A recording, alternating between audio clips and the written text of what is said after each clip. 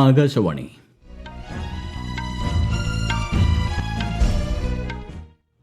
നമസ്കാരം.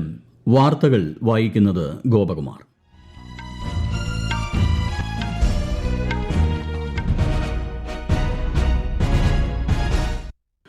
പ്രധാന വാർത്തകൾ. സമൂഹത്തിലെ പിന്നാക്കം നിൽക്കുന്നവരുടെ ഉന്നമനത്തിനും ശാക്തീകരണത്തിനുമായാണ് കേന്ദ്ര സർക്കാർ പ്രവർത്തിക്കുന്നതെന്ന് പ്രധാനമന്ത്രി നരേന്ദ്രമോദി. UN പൊതുസഭാ സമ്മേളനത്തിൽ പാകിസ്ഥാന്റെ നിലപാടിനെ വിമർശിച്ച് ഇന്ത്യ. പാകിസ്ഥാൻ ഭീകരവാദത്തെ മഹത്വവൽക്കരിക്കുന്നുവെന്ന് വിമർശനം. കേരളത്തിലെത്തിയ കേന്ദ്രമന്ത്രി JP നഡ്ഡ, കേന്ദ്ര സഹമന്ത്രിമാരായ എൽ മുരുകൻ, ജോർജ് കുര്യൻ എന്നിവർ കൊല്ലത്ത് മാതാ അമൃതാനന്ദമയിയുടെ ജന്മദിനാഘോഷങ്ങളിൽ പങ്കെടുക്കുന്നു. ആരോഗ്യരംഗത്ത് രാജ്യത്തിന് മാതൃകയായ നിരവധി നേട്ടങ്ങൾ കരസ്ഥമാക്കിയ സംസ്ഥാനമാണ് കേരളമെന്ന് മുഖ്യമന്ത്രി പിണറായി വിജയൻ. 12ാമത് ലോക പാരാ അത്ലറ്റിക് ചാമ്പ്യൻഷിപ്പിന് ന്യൂഡൽഹിയിൽ തുടക്കമായി. ഏഷ്യ കപ്പ് T20 ക്രിക്കറ്റ് ഫൈനലിൽ നാളെ ഇന്ത്യ പാകിസ്ഥാൻ പോരാട്ടം. വാർത്തകൾ വിശദമായി.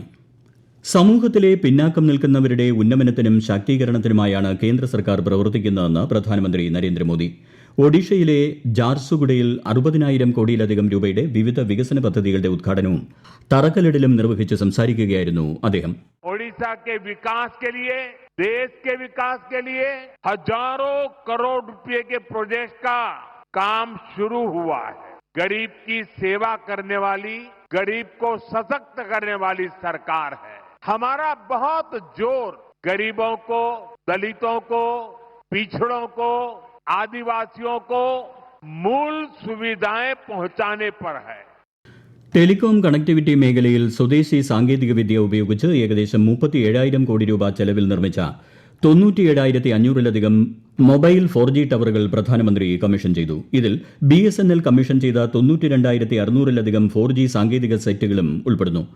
തിരുപ്പതി, പാലക്കാട്, ഭിലായ്, ജമ്മു, ധാർവാഡ്, ജോധ്പൂർ, പാറ്റ്ന, ഇൻഡോർ എന്നിവിടങ്ങളിലായി ഏകദേശം 11,000 കോടി രൂപ മുതൽ മുടക്കിൽ 8 ഇന്ത്യൻ ഇൻസ്റ്റിറ്റ്യൂട്ട് ഓഫ് ടെക്നോളജികളുടെ വികസനത്തിന് പ്രധാനമന്ത്രി തറക്കല്ലിട്ടു. അന്ത്യോദയ ഗ്രഹ യോജനയ്ക്ക് കീഴിലുള്ള 50,000 ഗുണഭോക്താക്കൾക്കുള്ള അനുമതി പത്രങ്ങൾ ശ്രീ നരേന്ദ്രമോദി ചടങ്ങിൽ വിതരണം ചെയ്തു. UN പൊതുസഭയുടെ 80ാമത് സമ്മേളനത്തിൽ പാകിസ്ഥാൻ പ്രധാനമന്ത്രി ഷഹബാസ് ഷെരീഫ് നടത്തിയ പ്രസംഗത്തെ രൂക്ഷമായി വിമർശിച്ച് ഇന്ത്യ. പാകിസ്ഥാൻ ഭീകരവാദത്തെ മഹത്വവൽക്കരിക്കുകയും ഇന്ത്യ പാകിസ്ഥാൻ സംഘർഷത്തെക്കുറിച്ചുള്ള വസ്തുതകൾ വളച്ചൊടിക്കുകയും ചെയ്തതായി ഇന്ത്യ ആരോപിച്ചു. അസംബന്ധവും നാടകീയതയും നിറഞ്ഞ പ്രകടനങ്ങളാണ് പാകിസ്ഥാൻ പ്രധാനമന്ത്രിയിൽ നിന്ന് ഈ സമ്മേളനം കണ്ടതെന്നും അത് അവരുടെ വിദേശ നയത്തിന്റെ കേന്ദ്ര ബിന്ദുവാണെന്നും UNലെ ഇന്ത്യയുടെ സ്ഥിരം മിഷനിലെ first secretary Shrimati petal Gahlot പറഞ്ഞു. പാകിസ്ഥാൻ പ്രധാനമന്ത്രി ഇന്ത്യയുമായി സമാധാനം ആഗ്രഹിക്കുന്നുവെങ്കിൽ അവിടെയുള്ള എല്ലാ ഭീകര ക്യാമ്പുകളും ഉടൻ അടച്ചുപൂട്ടുകയും ഇന്ത്യയിൽ അന്വേഷിക്കുന്ന തീവ്രവാദികളെ കൈമാറുകയുമാണ് വേണ്ടതെന്നും ഗെഹ്ലോട്ട് വ്യക്തമാക്കി. ഏകദിന സന്ദർശനത്തിനായി കേരളത്തിലെത്തിയ കേന്ദ്ര ആരോഗ്യമന്ത്രി JP നഡ്ഡ, കേന്ദ്ര സഹമന്ത്രിമാരായ എൽ മുരുകൻ, ജോർജ് കുര്യൻ എന്നിവർ ഇന്ന് കൊല്ലത്ത് വിവിധ പരിപാടികളിൽ പങ്കെടുക്കും.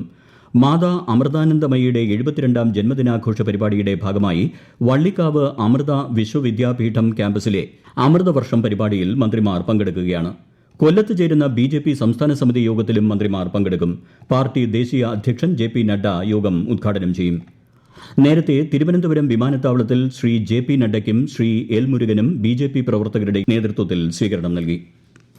ആൻഡമാൻ കടലിൽ പ്രകൃതിവാതകം കണ്ടെത്തിയതായി കേന്ദ്ര പെട്രോളിയം മന്ത്രി ഹർദീപ് സിംഗ് പുരി. മേഖലയിൽ പ്രകൃതിവാതകം സമ്പുഷ്ടമാണെന്ന ദീർഘകാല വിശ്വാസത്തെ സ്ഥിരീകരിക്കുന്നതാണ് കണ്ടെത്തൽ. ആൻഡമാൻ ദ്വീപുകളുടെ കിഴക്കൻ തീരത്ത് നിന്ന് 9.20 നോട്ടിക്കൽ മൈൽ അകലെ ശ്രീവിജയപുരത്താണ് പ്രകൃതിവാതകം കണ്ടെത്തിയതെന്ന് ശ്രീ പുരി സമൂഹമാധ്യമത്തിൽ അറിയിച്ചു. കാക്കിനിടയിൽ നടത്തിയ പരിശോധനയിൽ വാതകം 87% മീഥേൻ ആണെന്ന് കണ്ടെത്തിയതായും കേന്ദ്രമന്ത്രി വ്യക്തമാക്കി. ആരോഗ്യരംഗത്ത് രാജ്യത്തിന് മാതൃകയായ നിരവധി നേട്ടങ്ങൾ കരസ്ഥമാക്കിയ സംസ്ഥാനമാണ് കേരളമെന്ന് മുഖ്യമന്ത്രി പിണറായി വിജയൻ. കൊച്ചിയിൽ ലോക കേരള സഭ ആഗോള പ്രൊഫഷണൽ മീറ്റ് ഉദ്ഘാടനം നിർവഹിക്കുകയായിരുന്നു അദ്ദേഹം. ലൈഫ് സയൻസ്, IT ഉൾപ്പെടെ നിരവധി മേഖലകളിൽ കേരളം വലിയ നേട്ടം കൈവരിച്ചതായും മുഖ്യമന്ത്രി വ്യക്തമാക്കി. ടൂറിസത്തെ കൂടുതൽ താങ്ങാനാവുന്നതാക്കി മാറ്റുന്നത് ലക്ഷ്യമിട്ട് ഗണ്യമായ നികുതി ഇളവുകളാണ് പുതിയ GST പരിഷ്കാരങ്ങൾ പ്രകാരം കേന്ദ്ര സർക്കാർ പ്രഖ്യാപിച്ചത്. പ്രതിദിനം 7,500 രൂപയിൽ താഴെയുള്ള ഹോട്ടൽ മുറികളുടെ GST 5% കുറച്ചു. ആഭ്യന്തര ടൂറിസം വർദ്ധിപ്പിക്കാനും അന്താരാഷ്ട്ര സന്ദർശകരെ ആകർഷിക്കുകയുമാണ് ലക്ഷ്യം. ഇന്ന് ലോക ടൂറിസം ദിനം. 1980 ഐക്യരാഷ്ട്രസഭയുടെ വേൾഡ് ടൂറിസം സംഘടനയാണ് സെപ്റ്റംബർ 27 ലോക ടൂറിസം ദിനമായി ആചരിക്കാൻ തീരുമാനിച്ചത്. സമൂഹത്തിൽ ടൂറിസത്തിന്റെ പങ്കിനെക്കുറിച്ചുള്ള അവബോധം വർദ്ധിപ്പിക്കുകയാണ് ദിനാചരണത്തിന്റെ ലക്ഷ്യം. യാത്ര, സംസ്കാരം, സാമ്പത്തിക വളർച്ച, സുസ്ഥിര വികസനം എന്നിവയെ പ്രോത്സാഹിപ്പിക്കേണ്ടതിന്റെ ആവശ്യകത ദിനം ഓർമ്മിപ്പിക്കുന്നു.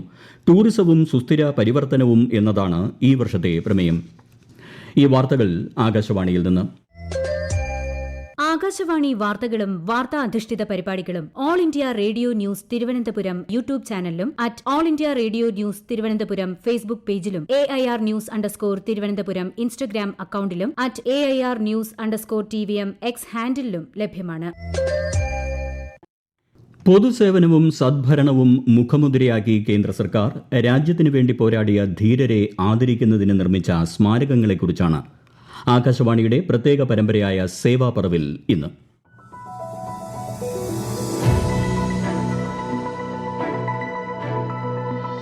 സ്വാതന്ത്ര്യസമര സേനാനികളുടെ ത്യാഗം, ധീരത എന്നിവയിലൂടെ നിർമ്മിക്കപ്പെട്ടതാണ് നമ്മുടെ രാജ്യം. സ്മാരകങ്ങളുടെ നിർമ്മിതിയിലൂടെ രാജ്യത്തിന്റെ അഭിമാനമായ ധീരന്മാരെ അനുസ്മരിക്കുകയാണ് കേന്ദ്ര സർക്കാർ.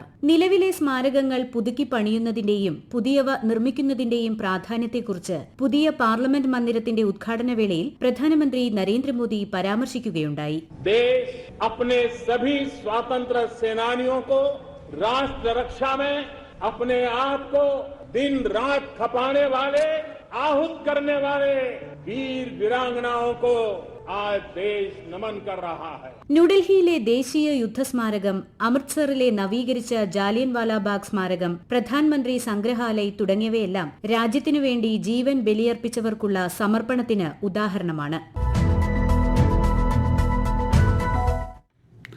സേവാപർവിന്റെ ഭാഗമായി ആകാശവാണി തിരുവനന്തപുരം പ്രാദേശിക വാർത്താ വിഭാഗം അവതരിപ്പിക്കുന്ന പ്രധാനമന്ത്രി മത്സ്യസമ്പദാ യോജനയെക്കുറിച്ചുള്ള പ്രത്യേക ചർച്ച ഇന്നും നാളെയും ഉച്ചകഴിഞ്ഞ് 3:30 പ്രക്ഷേപണം ചെയ്യും. വിഴിഞ്ഞം ICAR central marine fisheries research ഇൻസ്റ്റിറ്റ്യൂട്ടിലെ സീനിയർ സയന്റിസ്റ്റ് ഡോക്ടർ സൂര്യ S സംസാരിക്കും. 12ാമത് ലോക പാരാ അത്ലറ്റിക് ചാമ്പ്യൻഷിപ്പിന് ന്യൂഡൽഹിയിലെ ജവഹർലാൽ നെഹ്റു സ്റ്റേഡിയത്തിൽ തുടക്കമായി.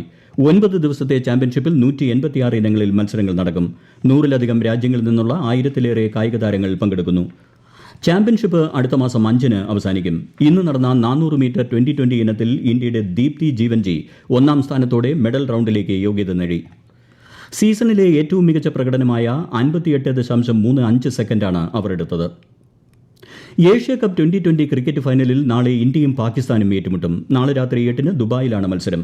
ഇന്നലെ നടന്ന അവസാന സൂപ്പർ 4 മത്സരത്തിൽ ശ്രീലങ്കയെ ഇന്ത്യ പരാജയപ്പെടുത്തി. കേരളത്തിൽ ഇന്നും വ്യാപകമായ മഴയ്ക്ക് സാധ്യതയെന്ന് കേന്ദ്ര കാലാവസ്ഥാ വകുപ്പ്. കോഴിക്കോട്, വയനാട്, കണ്ണൂർ, കാസർഗോഡ് ജില്ലകളിൽ ഇന്ന് ഓറഞ്ച് ജാഗ്രതയാണ്. എറണാകുളം മുതൽ മലപ്പുറം വരെയുള്ള ജില്ലകളിൽ മഞ്ഞ ജാഗ്രതയും പ്രഖ്യാപിച്ചിട്ടുണ്ട്. ശക്തമായ കാറ്റിന് സാധ്യതയെന്നും മുന്നറിയിപ്പുണ്ട്. കേരള, കർണാടക, ലക്ഷദ്വീപ് തീരങ്ങളിൽ നാളെ വരെ മത്സ്യബന്ധനത്തിന് വിലക്ക് ഏർപ്പെടുത്തി. ബ്രിട്ടീഷ് പൌരന്മാരും സ്ഥിരതാമസക്കാരും ജോലി ലഭിക്കുന്നതിന് നിർബന്ധിത ഡിജിറ്റൽ തിരിച്ചറിയൽ കാർഡ് ഹാജരാക്കണമെന്ന് UK പ്രധാനമന്ത്രി കെയർ സ്റ്റാർമർ. ലണ്ടനിൽ നടന്ന മധ്യ ഇടതുപക്ഷ രാഷ്ട്രീയക്കാരുടെ ഒരു അന്താരാഷ്ട്ര യോഗത്തിലാണ് പ്രധാനമന്ത്രി സ്റ്റാർമറുടെ പ്രഖ്യാപനം. 2029ഓടെ നടക്കാനിരിക്കുന്ന അടുത്ത തെരഞ്ഞെടുപ്പിന് മുമ്പ് പുതിയ ID സംവിധാനം നിലവിൽ വരുമെന്ന് അദ്ദേഹം പറഞ്ഞു.